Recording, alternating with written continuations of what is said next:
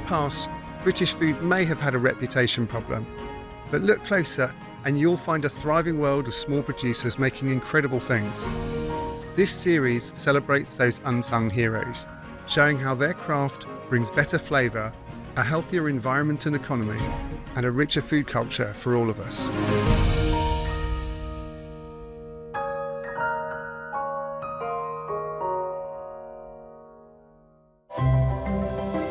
In this episode, I'm on the hunt for some proper ice cream. So I'm heading to the Granny Gothards HQ to speak to founder and CEO Amanda Ringleberg, who's created something so special that it's now sold around the world. Hello, Amanda. Hello, how are you? Yeah, lovely to see you. Great to see you. Welcome to Granny Gothards. We were at the Food and Drink Devon Awards last night, weren't we? Yeah, we were. We both suffering a little bit with our headaches this morning. Bit, yeah. But it's great to see where you are finally, and you're going to take us on a little wander around in a minute. Yeah. Give us a little quick potted history about how you landed up doing this, because yeah, it's one of those like weird stories about how you move from being an accountant, you know, in corporate to sort of making ice cream. But it was one of those things of right place, right time. And me and my best friend Jean Allen, who I started the business with in 2012. We're looking to do something for ourselves, and we're looking at tea rooms and different things. And then we heard that there was an ice cream or converted ice cream parlour on a farm in Somerset, and they'd done it when Devon were giving money to farmers to diversify, but the family decided they didn't want to sort of develop it any further. Jean and I went in, made an offer for it, went to the bank, got a loan from the bank, but we had to find 50% of the money ourselves. And I went home, and 2 days later, a summer bond arrived on my doorstep, which I'd forgotten about.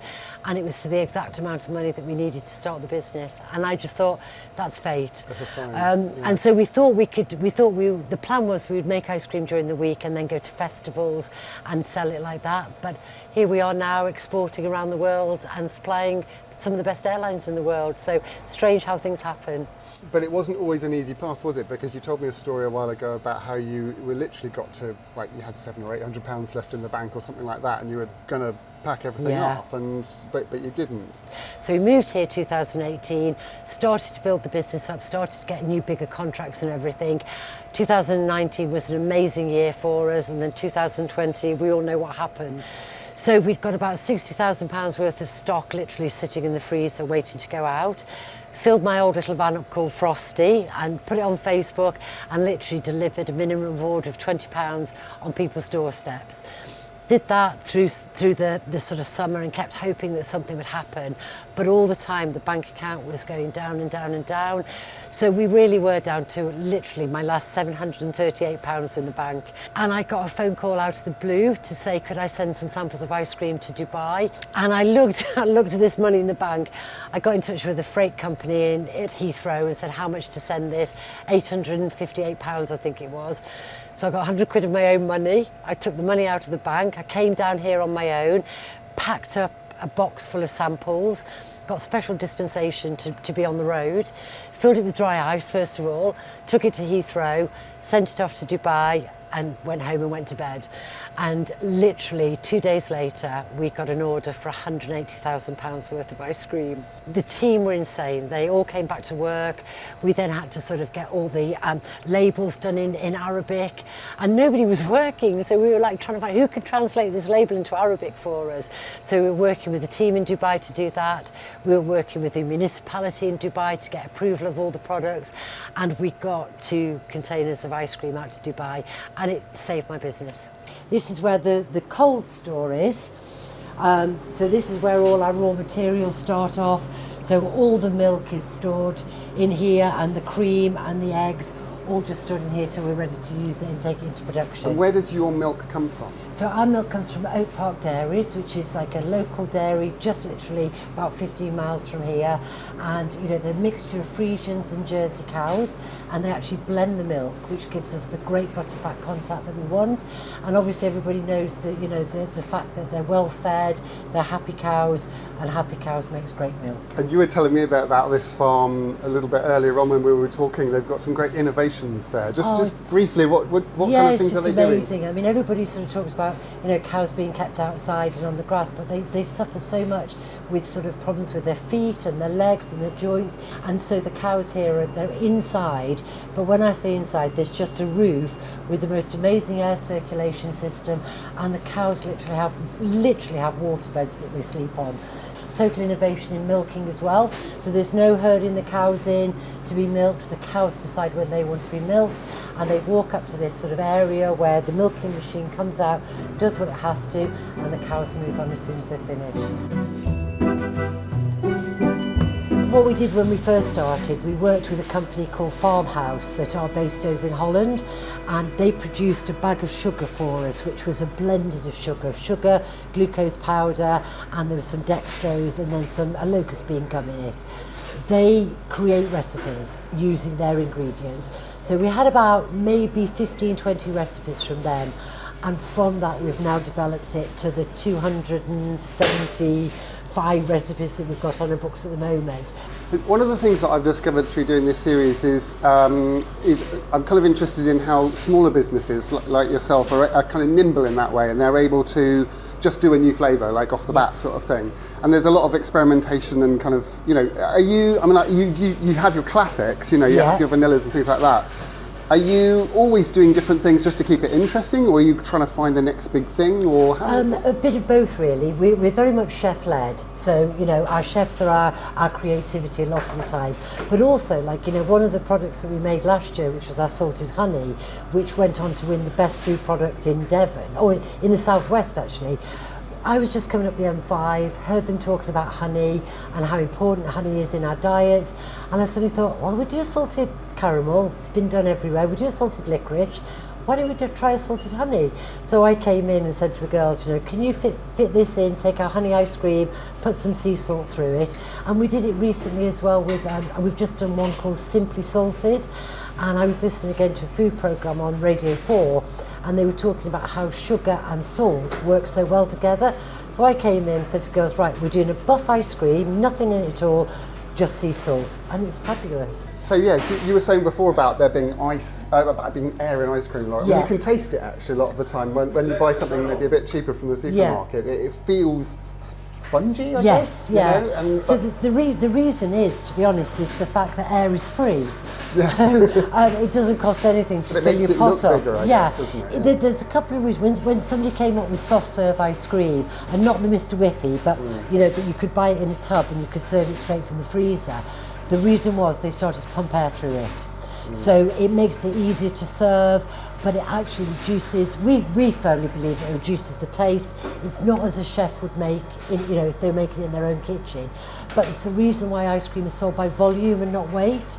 So if you look at, the big sort of ice cream manufacturers, all their ice cream is sold by volume, and you can buy a 500ml tub and it can weigh as little as 220 mils, and the cheaper the ice cream, the more air that's in that product. It's really interesting when you start to talk to people. I mean, it's the same thing with bacon and water, isn't it? Yeah, exactly. It's sold by weight, and then when you cook it, all the water comes out, you tip it away, and you think, well, that's probably the same as it would have got from the butcher. Exactly. I mean, how sad when you start off with a lovely plump chicken and you get it out of the oven and it's going to feed one person. Yeah. And it's that whole thing. It's like, and we buy, we have a certain perception of what things should be.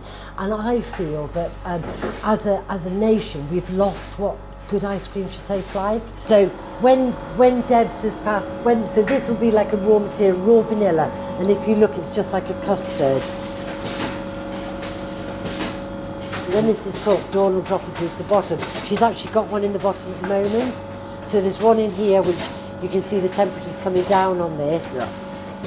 So as this comes down, when that gets to the temperature, do you press start? When this comes down to the temperature, that's when we'll take it out of the bottom. So the whole cooking and freezing is done in the same machine. I love the colour of that. It's gorgeous, isn't it? It's just proper ice cream. This revolutionised my life when I was first started, because we used to have to try and do it with the piping bag, and it was cold and it was messy. But now, I'll show you what Richard does with it. Well, so how many a day do you think you're going to be doing? So if we tend to sort of base it on 30 batches per day per machine, so that's 600 litres per day per machine, and we've got 4 machines, so in the height of summer we can do 2,500 litres a day. But this is actually now being potted for Emirates. Okay. So this is a massive contract for us, because these pots of ice cream now, the next time they come out will be on a first class flight somewhere in the world, which is insane to think about it. And also what it does is, because that's non-seasonal, this is business that's continuing all the way through the year, so it's great. Yeah. So the machines are all set up to deposit 100 mils of ice cream. So Richard will pump it through, make sure we're on 100 mils, and then we literally hand fill, as you can see now.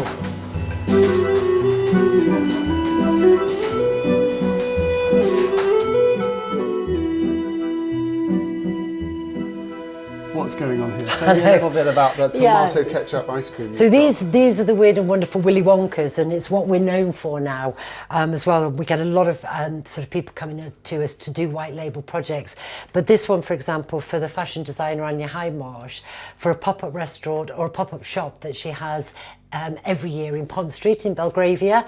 And the brands actually now beg her to work with them because it's been so successful.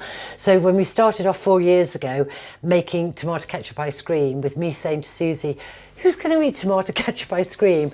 And then seeing pictures on Instagram of 4-hour queues as people were queuing up to buy this stuff.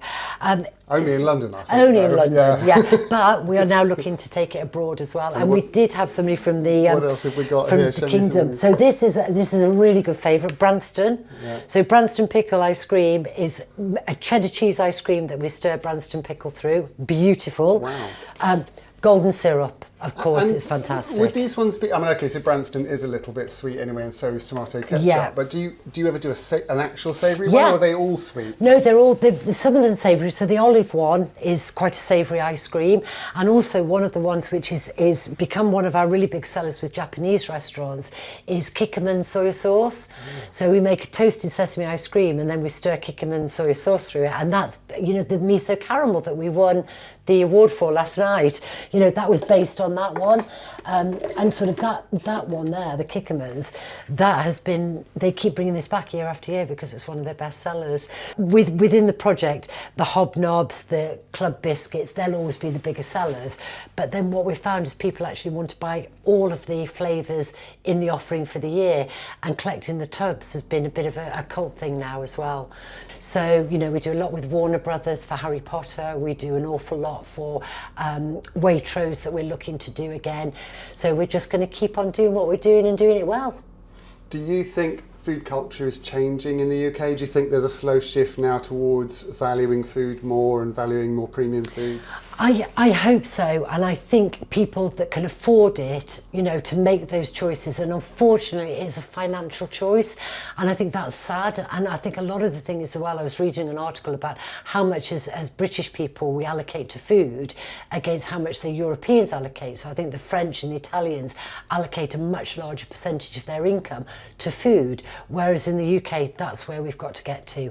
And I think we hear all the time about processed foods now reducing our lifespan by 10 years. That's as much as smoking. When are we going to start saying we can't have these processed foods? Presumably, though, the more demand you have for better quality things, the more the prices can come down on those. Absolutely, things as well, so. and if the companies that are producing these, it's much better for us to be producing 25,000 tubs of ice cream than it is to be producing 2,500 tubs of ice cream, and those economies of scale can pass through and reduce the cost.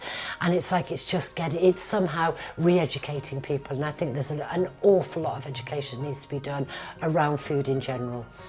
Well, let's hope we can do that with this channel. Yeah, let's hope we can. I mean, this is why things like, this whole thing is great to show people, the difference between what they're paying for in one store and what they're paying for in another. And it's not because, the producers of good cheese and good ice cream and good sausages are driving around in Maseratis.